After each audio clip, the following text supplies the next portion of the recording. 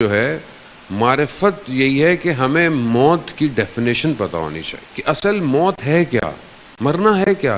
مرنا، اگر آپ کسی سے پوچھیں بھائی مرنا ہے آپ نے، وہاں صاحب کیا ہو گیا، ابھی تو میں جوان ہوں، ابھی تو میں نے زندگی میں کوئی دیکھا نہیں ہے، اس کا مطلب کیا ہے؟ اس کا مطلب اور اس جگہ آپ کا کوئی حادثہ ہوا ہو تو آپ سے کوئی کہے بھائی وہاں چلنا ہے تو آپ کہیں نہیں میں وہاں نہیں جاؤں گا، کیوں؟ منفی ہے۔ کوئی چیز کھانے میں کبھی آپ کو نقصان دے جائے، آپ کی طبیعت خراب ہو جائے، اب جتنا اچھا کھانا ہو سامنے والا آپ کو پیش کرے آپ گھبرا جائیں گے، آپ بولے نہیں میں نے، کیونکہ ذہن منفی اس کو لے کر بیٹھ چکا ہے، یعنی چپ اندر اسٹرانگ ہے آپ کی، لے لیتی ہے۔ موت کو بھی ہمیں ڈیفائن ایسی کیا گیا، زیادہ تر ایسے لگتا ہے کہ موت یعنی نقصان، موت یعنی پریشانی، موت یعنی لاس۔ موت نقصان نہیں ہے۔ خدا قرآن میں کہہ رہا ہے الذی خلق الموت والحیات، میں نے موت کو اور حیات کو خلق اس لیے کیا ہے لیبلوک، میں تمہیں دیکھوں، کیا دیکھوں کہ تم میں سے احسن عمل کس کا ہے۔ خدا چاہتا ہے کہ ہمیں چیک کرے، دیکھے کہ اس نے موت، وہ اس کی اپنی دنیا ہے، اس کی اپنی سسٹم ہے۔ موت جو ہے وہ فنا نہیں ہے، موت نقصان نہیں ہے۔ اگر آپ کو یہ کہا جائے کہ آپ نے یہاں سے دریا کے بہت خوبصورت ایک گھر ہے آپ کے لیے، بہت بہترین باغ ہیں آپ کے لیے، تو آپ کیا کریں گے؟ آپ بولیں گے کوئی مسئلہ نہیں ہے، میں پورا بھی بھیگتا ہوں تو بھیگ جاؤں، کم از کم ادھر جب جاؤں گا سکون تو ہے۔ بس یہی تو قرآن آپ سے بار بار کہہ رہا ہے کہ میں نے تمہارے لیے وہاں پر کیا باغات ہیں، تمہارے لیے نہریں بہہ رہی ہیں، سب کچھ کس کے لیے؟ اور تمہارے لیے ہے، مگر یہ سختی تم نے برداشت کرنی ہے۔ اب انسان اصل میں اس سختی کو برداشت نہیں کرنا چاہتا عزیزان محترم، لیکن اگر انسان اپنی زندگی کو بہتر گزارے تو اس کی یہ زندگی سختی نہیں ہے بلکہ اپورچونٹی ہو جاتی ہے۔ جیسے آپ کے اوپر کوئی مشکل آئے، پریشانی آئے، جیسے بچہ کیوں محنت کرتا ہے؟ سختی ہے، رات کو جاگتا ہے، اسٹڈی کرتا ہے، ایکسٹرا محنت کرتا ہے، کیوں کرتا ہے؟ اینڈ آف دا ایئر کیا ہے؟ رزلٹ ہے اس تلخی کا کہ جو اس نے برداشت کی ہوتی ہے۔ زندگی یہی ہے، زندگی میں جو تلخیاں ہیں یہ تلخیاں نہیں ہیں، یہ اپرچونٹیز ہیں۔ یہ اپرچونٹی کو جو اویل کر لے گا وہ کامیاب ہو جائے۔ موت یہی ہے۔ ایک حدیث آپ کی خدمت میں امام رضا علیہ السلام کی، اللہ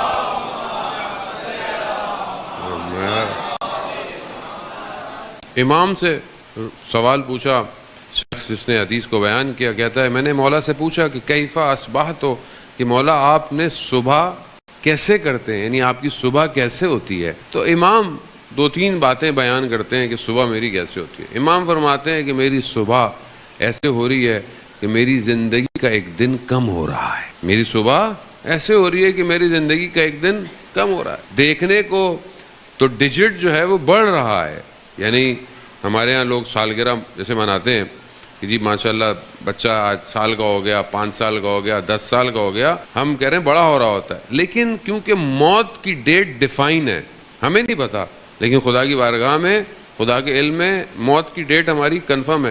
تو ہمارا جو ڈیٹ کا گراف ہے وہ بڑھ نہیں رہا، بلکہ ہم اصل میں منفی جا رہے ہیں، نیگیٹو جا رہے ہیں۔ اب اس کے مرنے میں، اب ہمیں تو نہیں پتا، مثال کے طور پر کسی نے 20 سال میں دنیا سے جانا ہے، اللہ کو پتا ہے، تو وہ 18 سال کی سالگرہ مناتے ہوئے کیا خوش نہیں ہوگا؟ اسے پتا ہے کہ 2 سال بعد تو کہانی تمام ہو جائے گی۔ تو یعنی ہم جتنا بڑھ رہے ہیں اصل میں ہم اپنی موت کے قریب جا رہے ہیں، اور جس طرف انسان بڑھ رہا ہو اس کی تیاری کرنی چاہیے، لیکن ہم اس کی تیاری کر رہے ہوتے ہیں جو چھوڑ کے جا رہے ہیں ہم لوگ۔ تو امام فرماتے ہیں کہ میں صبح ایسے کرتا ہوں کہ میرا ایک دن زندگی کا کم ہو رہا ہے، موت ہے۔ تو کیا میں جب ایسے اٹھوں کہ آج میری زندگی کا ایک دن کم ہو گیا تو آپ کی کیا فیلنگ ہوگی؟ جیسے آپ کو کوئی ٹاسک دیا جائے کہ آپ نے 30 ڈیز میں اس پروجیکٹ کو کمپلیٹ کرنا ہے، اور آپ روز صبح اٹھیں اور آپ نے کچھ نہ کیا ہو، تو اب آپ کیا ہوں گے کہ میرے تو 28 دن رہ گئے، میرے تو 20 دن رہ گئے، میرے تو 10 دن رہ گئے۔ تو ہمیں کون سا ٹاسک دیا گیا ہماری زندگی میں؟ اور ڈیٹ ہمیں نہیں پتا، کسی کو بھی نہیں پتا، کوئی جوانی میں چلا جائے، کوئی بڑھاپے میں چلا جائے، کسی کو نہیں پتا۔ ٹاسک کیا ہے؟ ٹاسک وما خلقت الجن والانس الا لیعبدون، میں نے جن اور انس کو خلق ہی نہیں کیا مگر سوائے بندگی کے اور عبادت کے۔ تو یہ بندگی میں انجام دے رہا ہوں کہ نہیں دے رہا؟ اگر میں بندگی انجام دے رہا ہوں تو میں ابھی مر جاؤں، مجھے کیا فرق پڑتا ہے؟ اور اگر میں نے بندگی انجام نہیں دی تو میں 100 سال بھی زندہ رہ لوں، 700 سال بھی زندہ رہ لوں تو میں نے کیا کیا؟ حضرت نوح علیہ السلام 2500 سال زندہ رہے. 2500 سال بہت ہوتا ہے.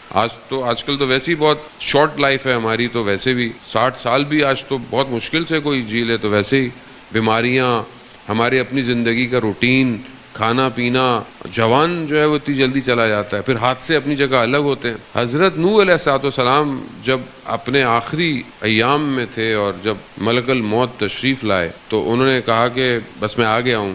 تو وہ دھوپ میں, روایات کہتی ہے کہ لیٹے ہوئے تھے, تو انہوں نے کہا کہ مجھے چھاؤں میں جانے دو. جب ان سے پوچھا کہ 2500 سال کیسے گزرے تو یہ کہتے ہیں کہ دھوپ سے چھاؤں میں جانے کا نام زندگی ہے. یہی زندگی. اور ہماری زندگی تو ویسے بھی کچھ بھی نہیں ہے. آپ سوچیں نا کہ ہم زندہ ایسے رہ رہے ہیں, وہی اہل بیت کے کلام سے بہتر کوئی کلام نہیں ہو سکتا. قالا امیر المومنین علی ابن ابی طالب علیہ الصلوۃ والسلام اللہم صلی علی محمد.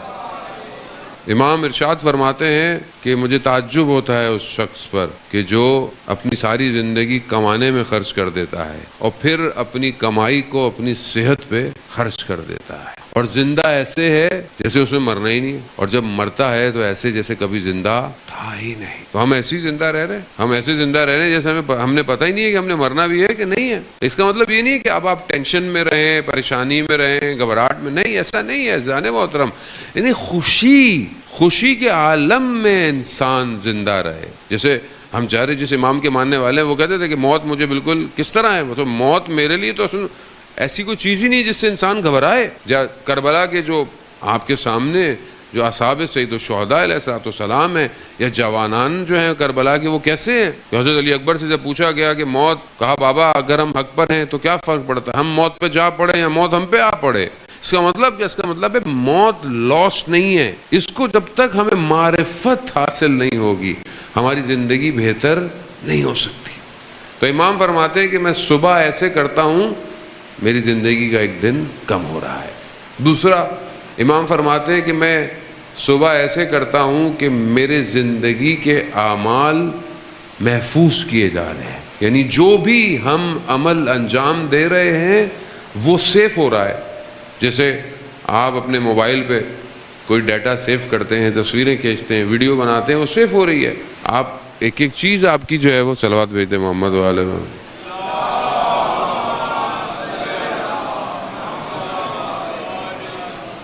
آپ جو بھی انجام دے رہے ہیں وہ سیف ہو رہا ہے.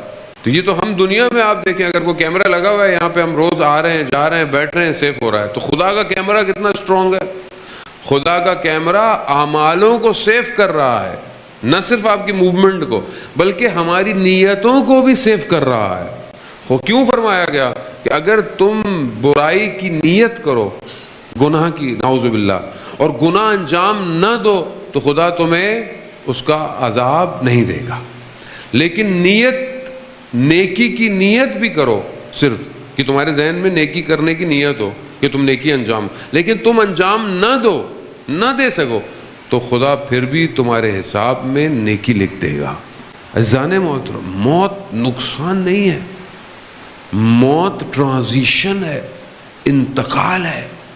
آج آپ یہاں بیٹھے ہیں, کل آپ نے کہیں اور جانا ہے. ابھی انشاءاللہ آپ حج پہ جائیں, عمرے پہ جائیں, زیارت پہ جانا ہے. آپ جاتے ہیں, بڑی اچھی جگہ ہے, مائیگریشن کرتے ہیں, کہیں جاتے ہیں. بہرحال تو انسان نے یہاں اس عالم سے اس عالم میں جانا ہے, اس کو موت کہتے ہیں, اور سب نے جانا, اس میں انکار نہیں ہے.